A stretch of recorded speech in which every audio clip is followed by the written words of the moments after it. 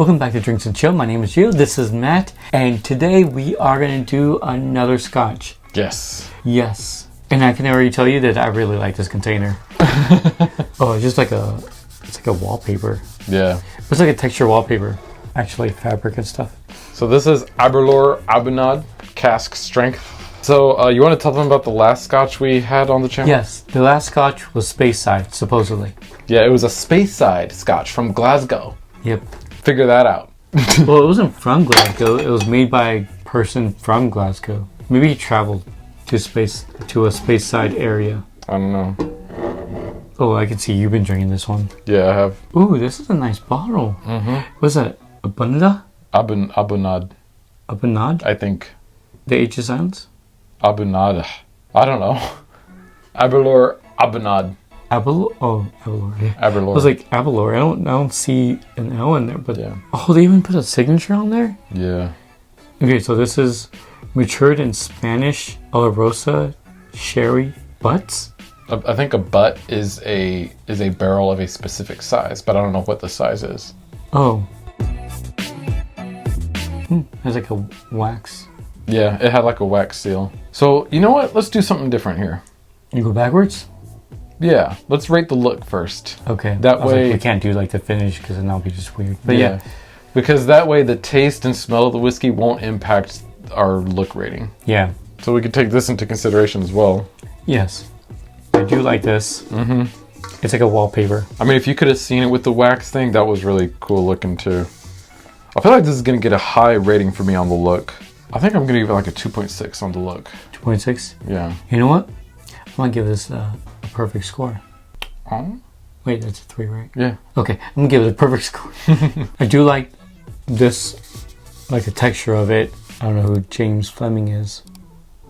I'm sure he's important when it comes to Aberlour. Okay. I'm pretty sure. Let us know what James Fleming is. Mm-hmm. Who James Fleming is. I mean, there's a lot that I like about it. And I'm pretty sure there's like so much information on the back label that I'm not going to read right now. I remember when we tried the Lagavulin Offerman Edition Charred Oak, I gave that one a 3 just because of what the back of the thing said. Mm-hmm. So, I mean... I think I gave that one like a 2.8 or something like that. I gave it a high score. It was a high one. But, I mean, if we read this and we're like, wow, this is really cool, I mean, we could go back and change our look rating. Yeah. Because I like the bottle. I like the cap cork on it. Mm-hmm. I mean, this is really nice. Yeah. Even the color of the actual drink. I don't know if they like added the color to it, but... I don't know. It better be real nice. It was $95. Really? Yeah. Is that one of your more expensive ones? Yeah. But I wanted us to have a really good one after the last one we just had. I like the wax too. Like, not a lot of scotch has that. No. Ready? Cheers. Cheers.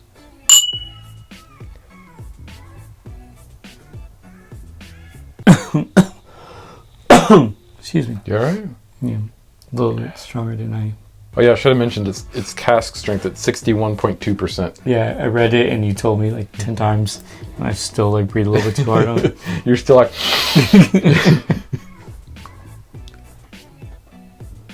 There's a nice cherry smell to it. Yeah, it is very cherry-y. So initially you can smell the content of the alcohol, but luckily it kind of airs away pretty quickly. I am getting a little bit of honey in there, but unlike the last one, which was like the it's great a better value, honey. Yeah, it's a much better honey. This is like the Manuka honey. It's a really good honey. Really? Yeah. This isn't like the great value diet honey. Yeah, besides that, I smell chocolate. I do like that. That rich chocolate. Like a dark chocolate.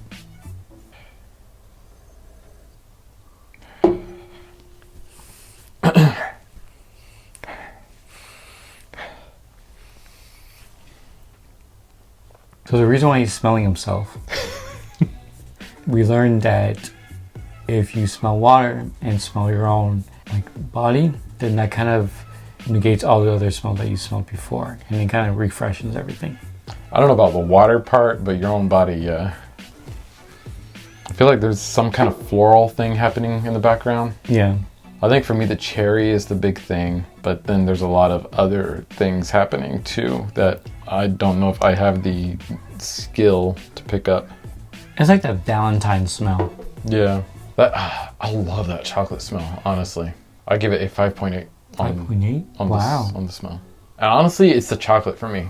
It's not as strong as the cherry, but it's just the right little accent to everything else that's going on. It's really nice. The chocolate makes this one for me. Well, 5.5. Okay.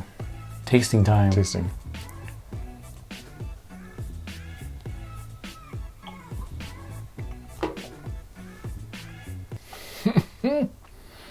Yeah, it hits you hard at first. So that's super sharp. Mm-hmm. Okay, I need to try it again.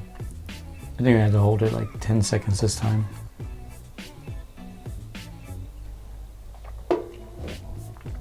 So what's great is that the chocolate and the cherry comes through. Yeah, they're both there. This isn't one of those where like, oh, I really like the smell, but then you don't get it on the taste. No, it is there. You really have to get past that sharpness though. Mm-hmm. And you know what? We'll, give it our rating and then we'll add some water to it. Okay. I'm probably already going to rate it high just because of that cherry and chocolate. Mm-hmm. Yeah, those are really nice flavors. The viscosity is not bad at all. The weight of it is not that heavy, which I enjoy. We picked this one to review on purpose just because we wanted something good after the last review. Yeah. If you want to see what we're talking about, check out last week's review of the Space Side from Trader Joe's. Yeah, but this is really nice. I'm going to pour myself a little bit more. Do I take bigger sips than you, or what's the deal? I have no idea what you're doing right now. You did that last time too. Like, I'm just trying to find something. Just drink everything.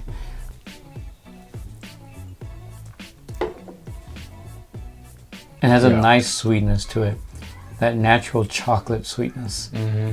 I like it a lot. I'm going to give this I'm going to give it the same. I'm going to give it a 5.8 on the taste. I'm going to give it a 5.7. The reason why I'm getting a 5.7 is because of the sharpness. Yeah. If not, it'll probably be higher. Honestly, I feel like this would be in the 6s if it wasn't for that sharpness for me. Just because like cherry, like the two main notes are the cherry and the chocolate, which are like two things that I really love. But to me, it's the right amount. It's not so overbearing, which I enjoy. Finish.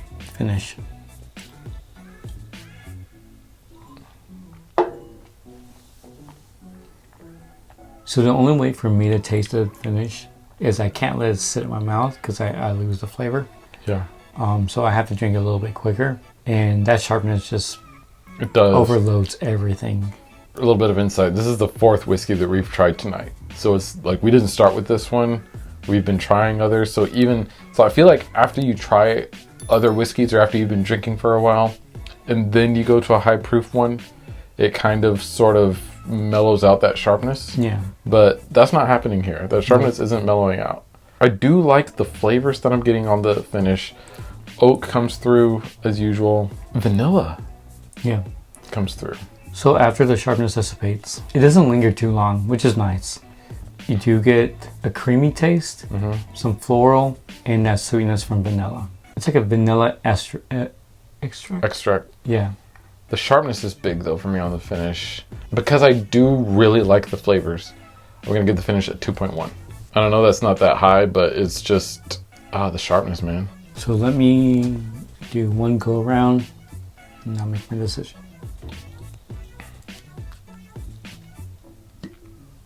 Okay, so that second tasting was better.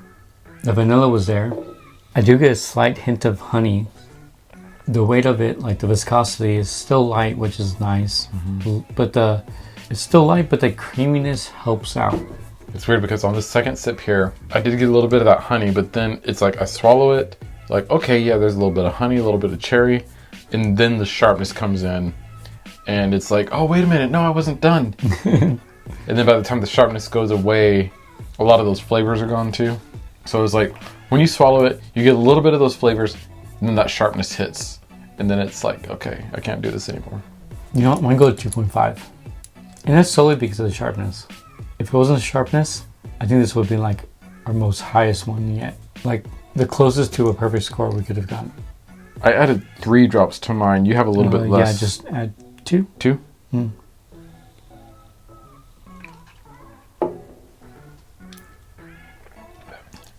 Oh, that is awesome.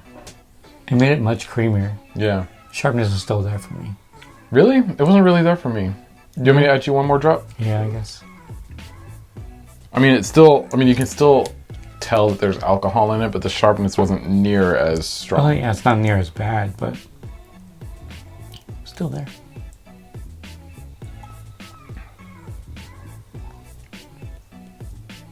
That was much better.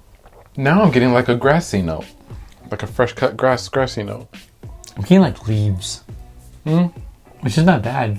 It's just another note because I'm still getting all the others. But I feel like it allows me to get past that alcohol burn and get to more of the flavors. This is definitely one to have with a few drops of water. I will say this is one of the top sipping drinks for when you're like coming home from a long day's work. Or maybe like after a long week's worth, because I mean, this is like $95. Oh yeah, long week, sorry. Long month. We've already rated the look of the bottle, so Yep. we've rated everything else, so our total scores will be right here. So you can see our final rating for this one. So that has been our review of Aberlour Abernad with and without water. So whenever we do our ratings, we always do our ratings just of the whiskey itself, not with the water. So you saw our ratings, but I think if it had been with the water, our ratings would have been higher. Yeah, pretty great. I think it would have been like one of our top ones. Yeah, definitely. That's going to be it for this video. Thank you so much for watching. Leave a like down below, comment. Let us know what is your favorite cask strength scotch, and if it's one that we can find easily that isn't too expensive, we might try and pick it up. But until next time, thank you so much for watching. Leave a like, comment, subscribe, hit that notification bell so you know whenever we post, and we'll see you next time. Cheers.